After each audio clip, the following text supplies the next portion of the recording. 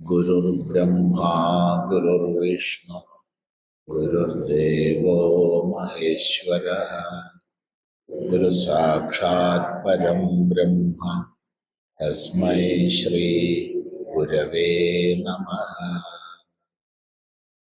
ॐ सदाशिवसमारम्भां शङ्कराचार्यमध्यमाम् अस्मदाचार्यपर्यन्तां वन्दे गुरुपरम्परा। ॐ सहना भवतु सहनौ भुनक्तु सह वीर्यं करवावहै तेजस्विनावधीतमस्तु मा विद्विषावहै।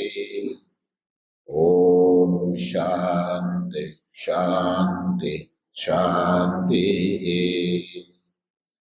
ॐ भद्रं कर्णेभिः शृणुयाम देवाः भद्रं पश्येमक्षभिर्यजत्राः स्थिरैरङ्गैस्तुष्टुवांसस्तनोभिर्क्षेमदेवहितं यदायुः स्वस्ति न इन्द्रो वृद्धश्रवाः स्वस्ति न पूषा विश्ववेदाः स्वस्ति नस्तार्क्ष्यो अरिष्टनेमे स्वस्ति नो बृहस्पतिर्दधातु।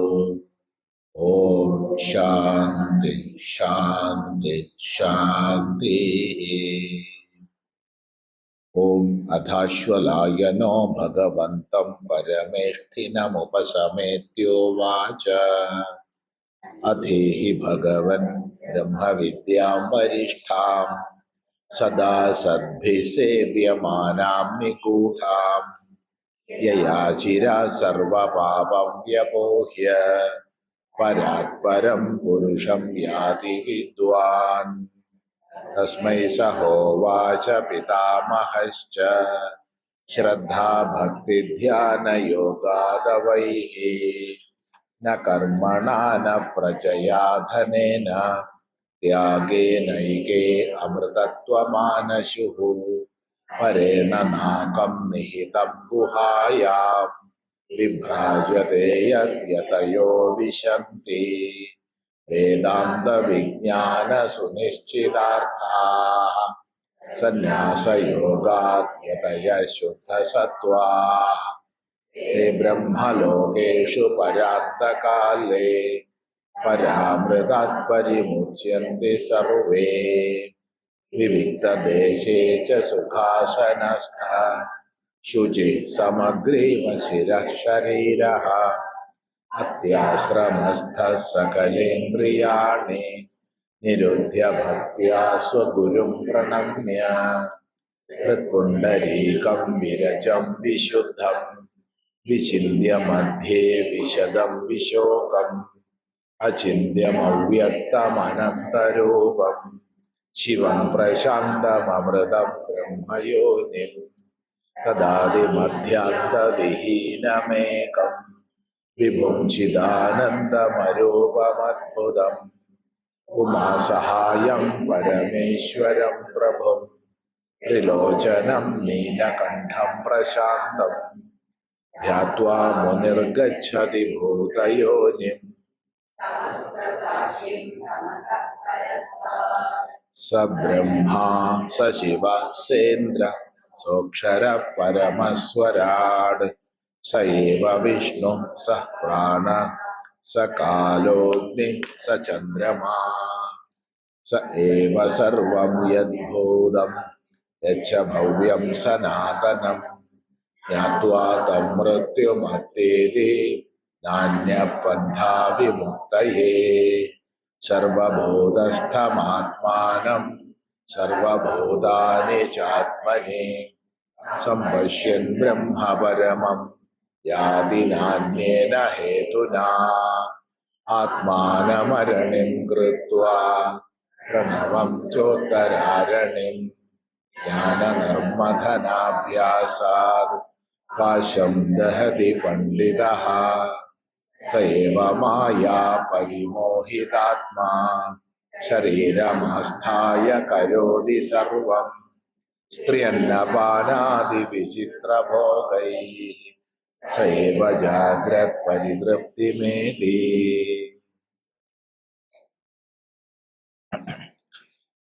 ഇവിടെ സയേവ സർവം, സയേവ സർവം എന്ന് വേദാന്തത്തിന്റെ പരമമായ താത്പര്യത്തെ പറഞ്ഞു.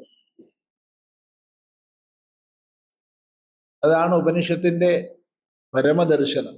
സയേവ സർവം, സർവം ഖലു ഇദം ബ്രഹ്മ, സർവം ഹേതത് ബ്രഹ്മ.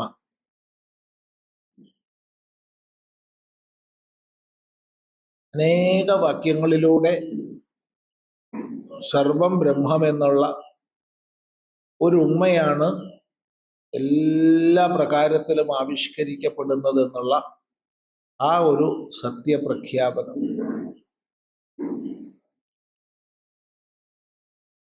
തുടർന്ന് ആ ദർശനത്തിന്റെ ഫലം പറഞ്ഞു, അല്ലെങ്കിൽ പരാകാഷ്ഠ പറഞ്ഞു. സർവഭൂതസ്ഥമാത്മാനം സർവഭൂതാനി ചാത്മനി സംപശ്യൻ പരമം ബ്രഹ്മയാതി എന്ന്. ആ ഒരു തത്വവിജ്ഞാനത്തിലേക്ക് ഉയരുന്നതിനുള്ള സാധനാക്രമത്തെ ഉപദേശിച്ചു, പ്രണവോപാസന ഉപദേശിച്ചു. നമ്മൾ ഇന്നലെ സാമാന്യം വിസ്തൃതമായി ചിന്തിച്ചിട്ടുണ്ട്. എന്നാൽ ഈ ഒരു സത്യബോധത്തിൽ പ്രതിഷ്ഠിതനാകാതിരിക്കുമ്പോൾ നമ്മൾ തന്നെ ചിത് സ്വരൂപമാണെങ്കിൽ തന്നെയും അവിദ്യയാൽ മോഹിതനായി തീരുന്നു. മോഹിതനായി തീരുക എന്ന് പറഞ്ഞാൽ താദാത്മ്യമാണ്. അവിടെ ഉപാധികളുമായിട്ടുള്ള താദാത്മ്യമാണ്.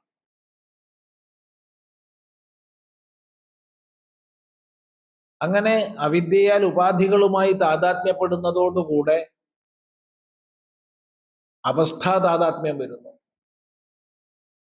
ജാഗ്രത്, സ്വപ്നം, സുഷുപ്തി. അതിനെയാണ് ഇവിടെ വർണ്ണിക്കുന്നത്.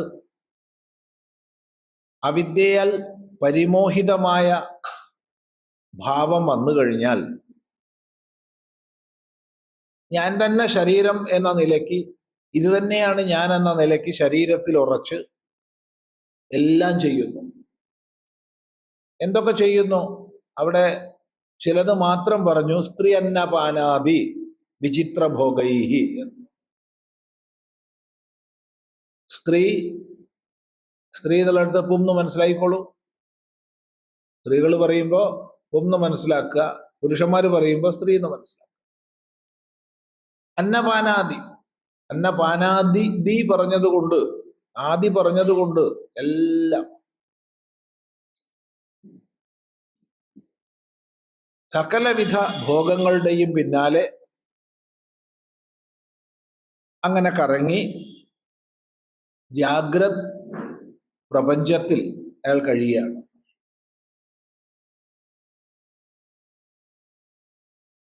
അങ്ങനെ തൃപ്തനായി കഴിയുന്നു. അവിടെ തൃപ്തി കൈവന്നോ എന്ന് ചോദിച്ചാൽ അത് വേറെ. എന്നാലും ജാഗ്രത ലോകത്തിലെ തൃപ്തിയെ കൈവരിക്കുന്നു. പരിതൃപ്തി മേഖല. ഇവിടെ ജാഗ്രത ലോകത്തിൽ പറയുന്ന തൃപ്തി, വിഷയഭോഗങ്ങളിലൂടെ ഉണ്ടാവുന്ന തൃപ്തി, അത് പരിപൂർണമായ തൃപ്തിയാണെന്ന് നമുക്ക് ആർക്കും പറയാൻ വയ്യ. കാരണം വീണ്ടും വീണ്ടും വീണ്ടും അന്വേഷിക്കുകയാണ്. എങ്കിലും ജാഗ്രത്കാലീനമായ വിഷയഭോഗം കൊണ്ട് തത്കാലത്തിൽ തൃപ്തിയെ നേടുന്നു.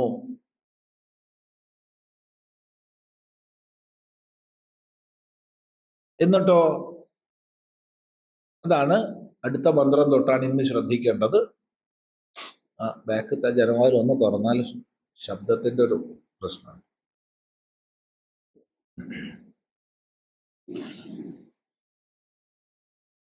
സ്വപ്നേ സജീവ സുഖദുഃഖഭോക്ത സ്വമായയാ കൽപ്പിത ജീവലോകേ സുഷുപ്തികാലേ സകലേ വിലീനേ തമോഭിഭൂത സുഖരൂപമേതി. സ്വപ്നേ സജീവ സുഖദുഃഖഭോക്ത സ്വമായയാ കൽപ്പിത ജീവലോകേ സുഷുപ്തികാലേ സകലേ വിലീനേ തമോഭിഭൂത സുഖരൂപമേതി. സ്വപ്നെ സഹ ജീവ സയേവ ജീവ. അവിടെ ഏവ കൂട്ടിച്ചേർക്കാം, നമുക്ക് ഒന്നും കൂടി ഉറപ്പിക്കാൻ വേണ്ടി. സുഖദുഃഖ ഭോക്ത ഭവതി. എങ്ങനെ? സ്വമായയാ കൽപ്പിത ജീവലോകെ സയേവ ജീവ, അതേ ജീവൻ. അതേ ജീവൻ എന്ന് പറയുമ്പോൾ യാതൊരു ജീവാത്മാവാണോ തൻ്റെ പാരമാർത്ഥിക സ്വരൂപം അറിയാതെ അവിദ്യയാൽ പരിമോഹിതനായി ജാഗ്രത്തിൽ വിവിധ വിഷയഭോഗങ്ങളുടെ പിന്നാലെ അലയുന്നത്, അതേ ജീവൻ സയേവ ജീവ. സ്വപ്നത്തിൽ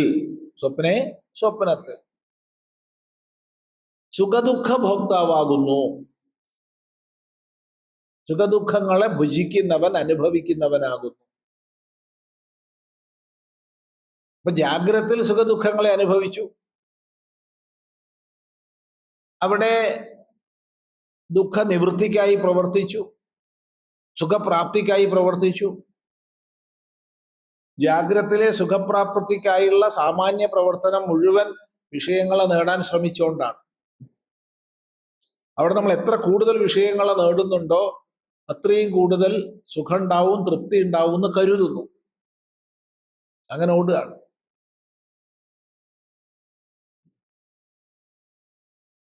വിഷയങ്ങൾ വിഭിന്നമാകാം, വിഷയങ്ങൾ വിഭിന്നമാണ്, പക്ഷെ വിഷയം തന്നെയാണ്.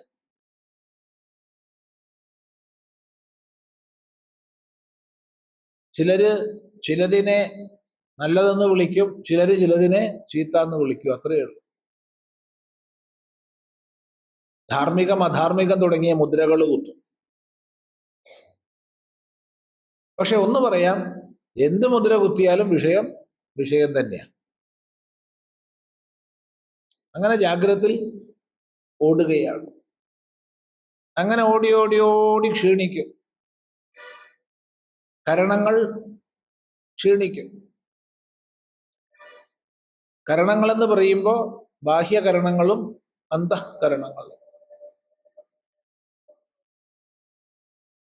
ആദ്യം ബാഹ്യകരണങ്ങളും എല്ലാം വിശ്രമിക്കാൻ പോകും. ബാഹ്യകരണങ്ങള്, ജ്ഞാനേന്ദ്രിയങ്ങള്, കർമ്മേന്ദ്രിയങ്ങള് വിശ്രമിക്കാൻ പോകും. അത് നമ്മൾ തന്നെ അറിയില്ല, അതൊക്കെ സംഭവിക്കുകയില്ല.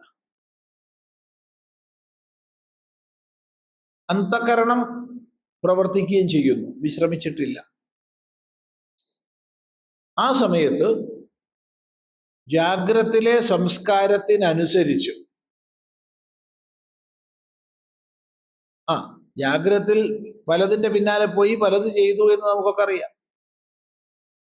ഓരോ ചെയ്തിയും ഓരോ ചിന്തയും ഓരോ വാക്കും നമ്മുടെ തന്നെ ഉള്ളിൽ സംസ്കാരങ്ങൾ ഉണ്ടാക്കിയിട്ടുണ്ട്. ജാഗ്രത്തിൽ എന്തെങ്കിലും ഒന്ന് ചിന്തിച്ചാൽ, ജാഗ്രത്തിൽ എന്തെങ്കിലും ഒന്ന് പറഞ്ഞാൽ, ജാഗ്രത്തിൽ എന്തെങ്കിലും ഒന്ന് ചെയ്താൽ ആ സമയത്ത് തന്നെ സംസ്കാരം ഉണ്ടാവുന്നുണ്ട്, പിന്നത്തേക്ക് വെക്കില്ല. അത് വലിയ വേഗതയിൽ നടക്കുന്ന ഒരു പ്രക്രിയയാണ്. നമ്മൾ ശരിക്കും പറഞ്ഞാൽ അതിൻ്റെയൊക്കെ പ്രവർത്തനങ്ങളെ കുറിച്ച് ഒന്ന് ശ്രദ്ധിച്ച് അത്ഭുതപ്പെടും. ഒരു സൂപ്പർ കമ്പ്യൂട്ടർ എന്ന് പറഞ്ഞാലും പോരാ, അത്ര വേഗത്തിലാണ് ഈ പ്രക്രിയകളൊക്കെ നടക്കുന്നത്.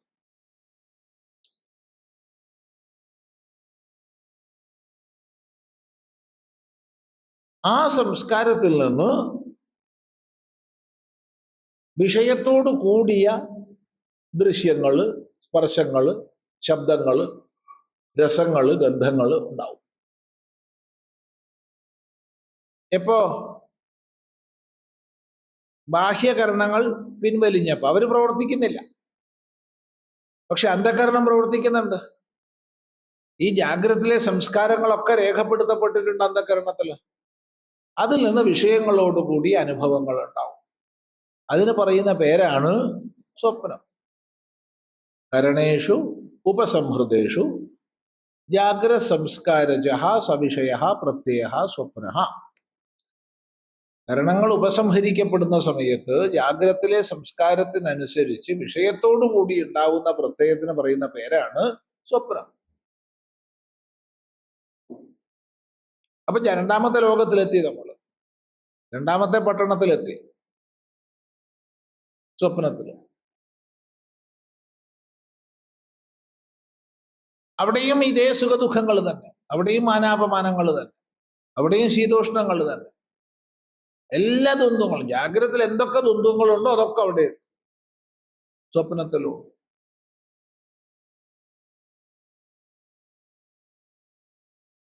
ചിന്തിക്കുക. അവിടെ സ്വപ്നത്തെ സംബന്ധിച്ച് പറയുമ്പോൾ ആദ്യം ശ്രദ്ധിക്കേണ്ടത് ഒന്ന് ജാഗ്രത സംസ്കാരത്തിനനുസരിച്ചാണ്. അതാണ് ജാഗ്രതയിൽ നമ്മൾ ഏതു തരം സംസ്കാരമാണോ ഉണ്ടാക്കിയിട്ടുള്ളത് അതിനനുസരിച്ചാണ് നമ്മുടെ സ്വപ്നം.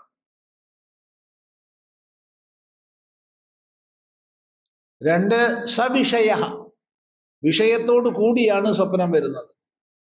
അവിടെ ശബ്ദ, സ്പർശ, രൂപ, രസ, ഗന്ധങ്ങളൊക്കെ ഉണ്ട്. ഒക്കെ ഉണ്ടെന്ന് പറയുമ്പോൾ പ്രത്യേകിച്ച് ശ്രദ്ധിക്കണം ജാഗ്രത സംസ്കാരജഃ എന്ന് പറഞ്ഞത്. അതായത് ഇന്ന് വരെ കണ്ണ് കണ്ടിട്ടില്ലാത്ത ആള് സ്വപ്നം കാണില്ല. സ്വപ്നം കേൾക്കും, സ്വപ്നം രുചിക്കും, സ്വപ്നം സ്പർശിക്കും, സ്വപ്നം വാസനിക്കും. എന്നാൽ ചെറുപ്പത്തിൽ കണ്ണ് കണ്ടിരുന്നു, പക്ഷെ കുറച്ച് വലുതായപ്പോ കാഴ്ചശക്തി നഷ്ടപ്പെട്ട ആളാണെങ്കിൽ അയാൾ സ്വപ്നം കാണും. ഇതുപോലെ തന്നെയാണ് ഇന്ന് വരെ ചെവി കേട്ടിട്ടില്ലാത്ത ആൾ. ഇന്ന് വരെ ചെവി കേട്ടിട്ടില്ല, അയാൾ സ്വപ്നം കാണും, മണക്കും, രുചിക്കും, സ്പർശിക്കും, കേൾക്കില്ല. എന്നാൽ ചെറുപ്പത്തിൽ ഒരു 3 വയസ്സ് അങ്ങനെയൊക്കെ കേൾവി ശക്തി പോയ ആളാണെങ്കിൽ അയാൾ സ്വപ്നം കേൾക്കും.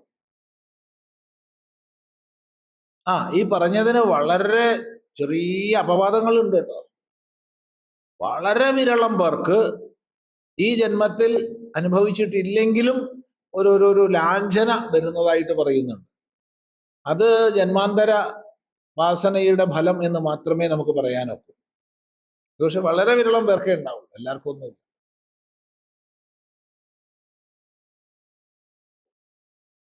പൊതുവെ ഈ പറഞ്ഞത് അങ്ങനെ തന്നെയാണ്. ഏത് ഇന്ദ്രിയത്തിന്റെ അത്യന്താഭാവം ഒരു ജാഗ്രതത്തിലുണ്ടോ ആ ഇന്ദ്രിയത്തിന്റെ വൃത്തി സ്വപ്നത്തിൽ ഉണ്ടാവുന്നില്ല. അതുകൊണ്ട് ജാഗ്രത സംസ്കാരജഃ സവിഷയഃ, വിഷയത്തോടു കൂടിയ പ്രത്യയം, കേവലം പ്രതീതി മാത്രമാണ് സ്വപ്നം. അതാണ് സ്വപ്നം. ഇപ്പൊ സ്വപ്നത്തിൽ ഇതേ ജീവൻ, ഏത് ജീവൻ? ജാഗ്രതത്തിൽ വിഷയങ്ങൾക്ക് പിന്നാലെ അലഞ്ഞ, സുഖത്തിനായി പരിഭ്രമിച്ച, എന്നിട്ട് താത്കാലികമായി തൃപ്തി നേടിയ ജീവൻ സുഖദുഃഖ ഭോക്താവാകുന്നു, സുഖവും ദുഃഖവും ഒക്കെ ഭുജിക്കുന്നവനാകുന്നു. അപ്പൊ ജാഗ്രതത്തിൽ നമുക്ക് വല്ലാത്ത ദുഃഖം ഉണ്ടായിച്ചാൽ സ്വപ്നത്തിൽ കുറെ സുഖം ഉണ്ടായാൽ മതി, എന്നാ ബാലൻസ് ചെയ്തു പോകും. ഇല്ല? എന്താ അഭിപ്രായം? എന്താ അത് പറയട്ടെ. ഇല്ല, ഉണ്ടാവും. ഇല്ല എന്ന് പറയാൻ പറ്റില്ല. നമ്മള് വിശന്ന് ഉണർന്ന് കഴിയുമ്പോൾ കഴിയും, അതുപോലെ മറ്റത് ഉറങ്ങി കഴിയുമ്പോഴും കഴിയും. ഇത് ആപേക്ഷികല്ലേ. ഇപ്പോ ജാഗ്രതത്തിൽ സ്വപ്നത്തിലുണ്ടായ അനുഭവം സ്വാമി താത്കാലികല്ലേ, അത് ഉണർന്ന് കഴിയുമ്പോൾ കഴിയില്ലേന്ന് ചോദിച്ചാൽ ഉണർച്ചയിലുള്ള അനുഭവം ഉറങ്ങിയാലും കഴിയുമല്ലോ. ഏതവസ്ഥയോട് നമ്മൾ താതാത്മ്യപ്പെട്ടിരിക്കുന്നു എന്നുള്ളതിനനുസരിച്ചിരിക്കും. ഇത് വളരെ പ്രധാന വിഷയമാണ്. ഏതവസ്ഥയോടാണ് നമ്മൾ താതാത്മ്യപ്പെട്ടിരിക്കുന്നത്? ഏ ഏ അതെ, കൂടുതൽ ആയിക്കോട്ടെ. ഇവിടെ പ്രതീതി മാത്രമാണ്. ഇതെല്ലാം പ്രതീതി മാത്രമാണ്. സ്വപ്നം എന്തായാലും സ്വപ്നം നമുക്കെല്ലാം അറിയാം. സ്വപ്നത്തില് ഞാന് ഇപ്പൊ സ്വപ്നത്തിലേക്ക് പോകുന്നതിന് മുമ്പ് ഒരു മുറിയിലായിരുന്നു. ആ മുറിയുടെ വാതിലെല്ലാം അടച്ചിട്ടാണ് കിടക്കുന്നത്. സ്വപ്നത്തിലൊരു ആന വന്നു, എന്നെ കുത്തി, ചവിട്ടി. ഞാൻ ആകെ കരഞ്ഞ് വിഷമിച്ചു, മൂത്രമൊഴിച്ചു, ഉണർന്നുപോയി. ഉണർന്നപ്പോഴോ ആനയുണ്ടോ, കുത്തുണ്ടോ, ചവിട്ടുണ്ടോ, മൂത്രമുണ്ടോ? ഉണ്ട്. ഇല്ലാന്ന് പറയരുത്, ഇല്ലാന്ന് പറയരുത്, ഇല്ലാന്ന് പറയരുത്. പിന്നെ ആരും കാണാണ്ടത് കഴുകി വൃത്തിയാക്കി വെക്കുന്നെടുത്താ എന്റെ കഴിവ്. പ്രതീതി മാത്രമാണ്. പക്ഷെ പ്രതീതി മാത്രമാണെങ്കിലും അതിൽ നിന്ന് വ്യവഹാര സിദ്ധിയുണ്ട്. അതുകൊണ്ടാണ് പ്രാതിഭാസിക സത്യത്തിൽ നിന്നും വ്യാവഹാരിക സിദ്ധിയുണ്ട്. അതാണ് കേവലം പ്രതിഭാസമായ സ്വപ്നത്തിലെ ആന എന്നെ ആക്രമിച്ചപ്പോൾ വ്യവഹാരത്തിൽ മൂത്രം എന്നത് ഉണ്ടായി.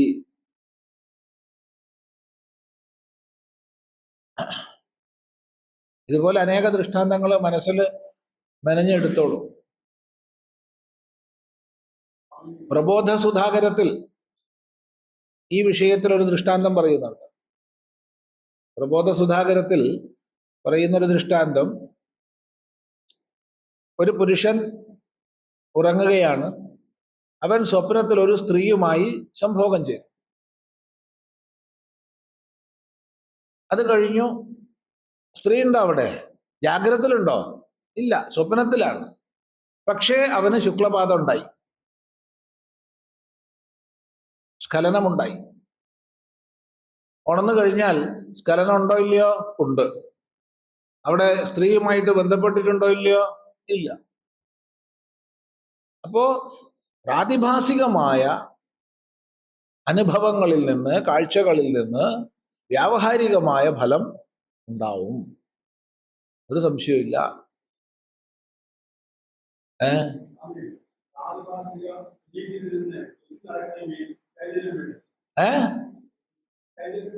വേണമല്ലോ, വേണം.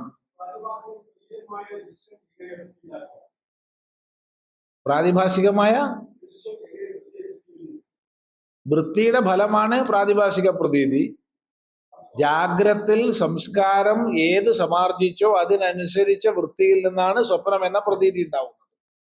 ആ സ്വപ്ന പ്രതീതി കാര്യത്തെ ചെയ്യും. കാരണം ഇവിടെ ബാഹ്യകരണം വിശ്രമിക്കുന്നു, അന്തഃകരണം വിശ്രമിച്ചിട്ടില്ല. അന്തഃകരണം പിൻവലിഞ്ഞാൽ ഇതൊന്നും ഉണ്ടാവില്ല. അന്തഃകരണം പിൻവലിയുമ്പോഴത്തേക്ക് സുഷുപ്തിയായി. അത് സ്വപ്നമല്ല അവസ്ഥ, അത് സുഷുപ്തിയാണ്. അപ്പൊ അന്ധകരണമാണ്. ഇപ്പൊ നമ്മൾ സുഖിക്കുന്നത്, ദുഃഖിക്കുന്നത്. ഒരാൾ നുള്ളി, വേദനയായി. എവിടെയാ വേദനയാവുന്നത്? മനസ്സിലാണ്, അല്ലാണ്ട് കയ്യിന്റെ സ്ഥലത്തല്ല. അതൊരു നിമിത്തമാണെന്ന് മാത്രമേ ഉള്ളൂ, അതൊരു സ്ഥാനമാണ്. ഭോഗായതനമാണ് ശരീരം, ഭോഗം ശരീരത്തിനല്ല. ശരീരത്തിനാണ്, സൂക്ഷ്മ ശരീരത്തിനാണ്, സ്ഥൂല ശരീരത്തിനല്ല. സ്ഥൂല ശരീരം ആയതനമാണ്. ഭോഗം ഉണ്ടാവുന്നത് സ്ഥൂല ശരീരത്തിനല്ല, അത് പ്രത്യേകം മനസ്സിലാക്കണം. സൂക്ഷ്മ ശരീരത്തിനാണ് ഭോഗം ഉണ്ടാവുന്നത്.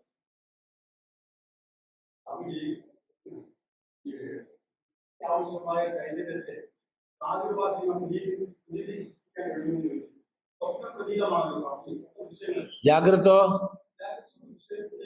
ജാഗ്രത പ്രതീതമാണ്, സ്വപ്നം പ്രതീതമാണ്.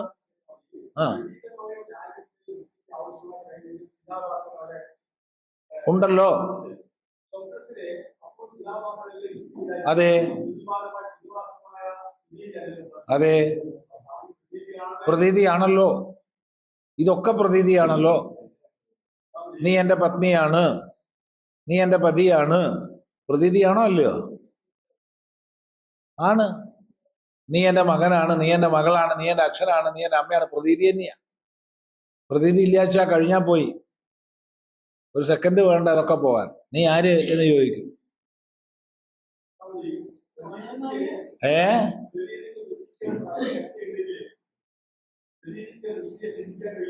പ്രതീതിക്ക് വൃത്തിയുടെ ഫലമാണത്.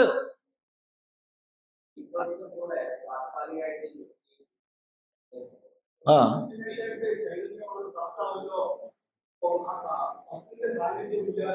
സത്ത് ഉണ്ടെങ്കിലല്ലേ ഇതൊക്കെ ഉള്ളൂ. നോക്കൂ, സത്സ്വരൂപം ഒരു വൃത്തി ഉണ്ടാക്കുന്നില്ല. സൂര്യൻ നമ്മളെ കൊണ്ട് നല്ലത് ചിന്തിപ്പിക്കുന്നില്ല, നല്ലത് എഴുതിപ്പിക്കുന്നില്ല. സൂര്യൻ നമ്മളെ കൊണ്ട് മോഷണം ചെയ്യാനുള്ള പ്ലാൻ ഉണ്ടാക്കിപ്പിക്കുന്നില്ല. സൂര്യൻ നമുക്ക് എല്ലാത്തിനും വെളിച്ചം പകർന്നു തരുന്നു. അധിഷ്ഠാനമായ സത്ത് നിലനിൽക്കെ വൃത്തികളാണ് ഈ സൃഷ്ടികളൊക്കെ ചെയ്യുന്നത്. അല്ലായിരുന്നെങ്കിൽ ഒരിക്കലും സംസാരം ഇല്ലാതാവില്ല.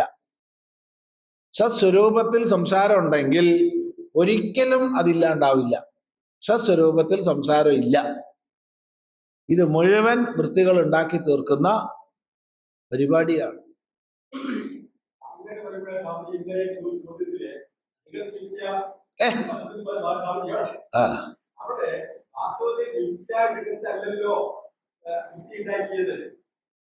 വൃത്തി അവിടെ വൃത്തിയെ കുറിച്ചല്ല അവിടെ ചിന്തിക്കേണ്ട. നോക്കൂ, ശാസ്ത്ര വിചാരത്തിൽ ഓരോന്ന് കലർത്താതെ ചിന്തിക്കാൻ നമുക്ക് കഴിയണം. കലർത്തി കഴിഞ്ഞാൽ എത്ര കാലം പഠിച്ചാലും നിഗമനത്തിൽ നമ്മൾ എത്തില്ല. വൃത്തിയെക്കുറിച്ച് പഠിക്കുമ്പോൾ അതിനെക്കുറിച്ച് ആലോചിക്കുക. മിഥ്യാ ശബ്ദം പഠിക്കുമ്പോൾ അതിനെക്കുറിച്ച് ആലോചിക്കുക. മിഥ്യാ ശബ്ദത്തിന് അസത്വേ സതി ഭാസമാനത്വം. ഈ എന്തിനാണ് ഒരു ശാസ്ത്രത്തിൽ നിർവചനങ്ങൾ കൊടുക്കുന്നത്? നമ്മളൊരു മെഡിക്കൽ സയൻസ് പഠിക്കുകയാണെങ്കിൽ ഇംഗ്ലീഷ് പഠിച്ചു എന്നുള്ളതുകൊണ്ട് ഒരു കാര്യമില്ല. മെഡിക്കൽ സയൻസിൽ അതിൻ്റെ ടെർമിനോളജി, ഇന്നിന്ന പദത്തിന് ഇന്നിന്ന അർത്ഥമാണ് എന്ന് പഠിക്കണം. ഒരാൾ ലോ പഠിക്കുകയാണ്. അപ്പൊ ലോ പഠിക്കുമ്പോൾ ഇംഗ്ലീഷ് പഠിച്ചു എന്നുള്ളതുകൊണ്ട് ലോ പഠിക്കില്ല. അവിടെ ലീഗൽ ടെർമിനോളജി ഉണ്ട്. ഈ ലീഗൽ ടെർമിനോളജി പഠിച്ചിട്ട് മാത്രമേ, അതാണ് സമ്പ്രദായത്തിനനുസരിച്ച പഠനം എന്ന് പറയുന്നത്. സമ്പ്രദായത്തിനനുസരിച്ചതല്ലാത്ത പഠനം നമുക്ക് ചെയ്തൂടെ? തീർച്ചയായിട്ടും ചെയ്യാം. ഇപ്പൊ എനിക്ക് സാമാന്യ ഇംഗ്ലീഷ് അറിയാം എന്നുവെച്ചോളൂ. അപ്പൊ സാമാന്യ ഇംഗ്ലീഷ് അറിയുന്ന എനിക്ക് ഇംഗ്ലീഷ് ഭാഷയിൽ എഴുതിയ ഒരു നിയമഗ്രന്ഥമോ ഒരു മെഡിക്കൽ സയൻസിലെ ഒരു ഗ്രന്ഥമോ വായിക്കാനും മനസ്സിലാക്കാനും പറ്റും. പക്ഷെ എൻ്റെ മനസ്സിലാക്കൽ പൂർണ്ണമല്ല. കാരണം ഞാൻ അതിൻ്റെ സമ്പ്രദായത്തിൽ അതിൻ്റെ ക്ലാസ് റൂമിൽ ഇരുന്ന് ഈ ലീഗൽ ടേംസ് അല്ലെങ്കിൽ മെഡിക്കൽ ടേംസ് പഠിച്ചിട്ടില്ല. അതെ, ഇതുപോലെ തന്നെയാണ് വേദാന്തം. അപ്പൊ മിഥ്യ എന്ന് പറഞ്ഞാൽ എന്താണ്, പ്രാതിഭാസികം എന്ന് പറഞ്ഞാൽ എന്താണ്, പാരമാർത്ഥികം എന്ന് പറഞ്ഞാൽ എന്താണ്, ഇതൊക്കെ അതിൻ്റെതായ സമ്പ്രദായ ശുദ്ധിയോടുകൂടി മനസ്സിലാക്കി വെച്ചാൽ പിന്നെ പ്രശ്നമില്ല. ഇല്ലെങ്കിൽ കലർന്നു പോകും, ഓരോന്നും കലപ്പിലാവും. അതുകൊണ്ട് എപ്പം നമ്മൾ മിഥ്യ എന്ന് പറയുന്നുണ്ടോ അപ്പം നമ്മൾ മനസ്സിൽ വരേണ്ടത് അസത്വേ സതി ഭാസമാനത്വം. പാരമാർത്ഥികമായില്ലെങ്കിലും ഉണ്ടെന്ന് ഭാസിക്കുന്നത് എന്തോ അതാണ് മിഥ്യാത്വം. അപ്പൊ മിഥ്യ ഇല്ല എന്നാണോ? മിഥ്യ ഇല്ല എന്ന് പറയരുത്. മിഥ്യ ഇല്ല എന്ന് പറഞ്ഞാൽ പിന്നെ മിണ്ടരുത്. ഗുരു മിണ്ടാൻ പാടില്ല. ഗുരു ശിഷ്യനും ഉണ്ട്. വേദാന്ത വിചാരം ചെയ്യുമ്പോ ആ ശബ്ദത്തിന്റെ പ്രതിസ്പന്ദനം ശരിയാവുന്നില്ലല്ലോ എന്ന് കേൾക്കുമ്പോ ആ ജനവാതിൽ തുറക്കാൻ പറയണം. മിഥ്യയല്ലേ ജനവാതില്? എങ്കിൽ പറയുന്ന നീയും മിഥ്യയാണ്, കേൾക്കുന്ന നീയും മിഥ്യ. കഴിഞ്ഞു, കൊണ്ട് പിരിച്ചു കിട്ടോ, പ്രശ്നം കഴിഞ്ഞു. അപ്പൊ മിഥ്യ പറഞ്ഞ ഇല്ലാത്തതല്ല. അങ്ങനെയാ വെച്ചാൽ എന്ത് എളുപ്പമാണ്. സത്ത് അസത്ത് രണ്ടേ ഉള്ളൂ, പോയിക്കോ, കഴിഞ്ഞില്ലേ? ഈ പറഞ്ഞ ഗ്രന്ഥങ്ങളുടെ ഒക്കെ ആവശ്യമുണ്ടോ? ഇത്രക്കേറെ ഉപദേശങ്ങളുടെ ആവശ്യമുണ്ടോ?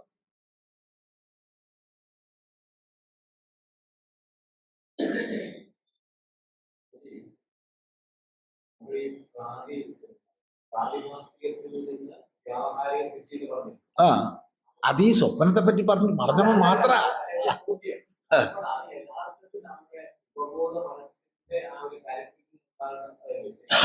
ഈ ബോധമനസ്സ് ഉപബോധ മനസ്സ്, അബോധ മനസ്സ് എന്നുള്ള വേർതിരിവ് ഇപ്പൊ ഇവിടെ വേണ്ട. ഇപ്പൊ ഇവിടെ ആവശ്യമില്ല. അത് വേണം, നമുക്ക് വേറെ പ്രകൃതത്തിൽ ചിന്തിക്കാം. മനുഷ്യന്റെ ജീവിത അനുഭവങ്ങളെ വിലയിരുത്തുമ്പോൾ നമുക്ക് അതിലേക്ക് പോവാം. ഇപ്പൊ ഇതിന്റെ ആവശ്യമില്ല.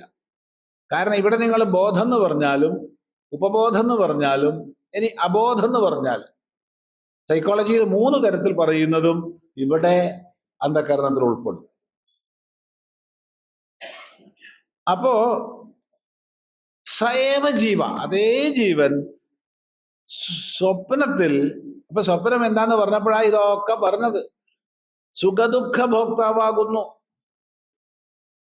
സുഖദുഃഖ ഭോക്താവ്, സുഖദുഃഖങ്ങളെ ഭുജിക്കുന്നവനാകുന്നു. അവിടെ സുഖദുഃഖങ്ങളുണ്ട്, മാനാപമാനങ്ങളുണ്ട്, എല്ലാം ഉണ്ട് സ്വപ്നത്തിൽ. അപ്പോഴാണ് നമ്മൾ നേരത്തെ പറഞ്ഞത്, അപ്പോഴാണ് ഈ സംഭാഷണം മാറിപ്പോയത്. മാറിപ്പോയി കഴിഞ്ഞാൽ എങ്ങോ എത്തിപ്പോകരുത്, അവിടത്തേക്ക് തിരിച്ചു വരണം. ദുഃഖാനുഭവം ജാഗ്രതയിലേറെയുള്ളൊരു വ്യക്തി സ്വപ്നത്തിൽ വർദ്ധിതമായ സുഖാനുഭവം നേടുമ്പോൾ അത് ഏകദേശം ബാലൻസ് ചെയ്ത് പോകുന്നുണ്ട്. തിരിച്ചുണ്ട്. പിന്നെ പ്രസക്തമായൊരു വിഷയം ഇവിടെ വരുന്നത്, ഈ ജാഗ്രത സംസ്കാരത്തിനനുസരിച്ച് സ്വപ്നം എന്ന് പറയും. ശരിയാണ്, സ്വപ്നം സംസ്കാരത്തെ ഉണ്ടാക്കില്ലേ? ഉണ്ടാക്കും, തീർച്ചയായിട്ടും ഉണ്ടാക്കും. പക്ഷെ സാമാന്യമായിട്ടത് പറയണ്ട, സാമാന്യമായിട്ടത് പറയേണ്ടതില്ല. എന്തുകൊണ്ടെന്നാൽ സാമാന്യമായിട്ട് ജാഗ്രത സംസ്കാരത്തിനനുസരിച്ച് സ്വപ്നം എന്ന് പറഞ്ഞാൽ മതി എന്ന് അത്രയേ ഉള്ളൂ എന്നാരും പറഞ്ഞേക്കരുത്. സ്വപ്ന സംസ്കാരത്തിനനുസരിച്ച് ജാഗ്രത ഉണ്ട്.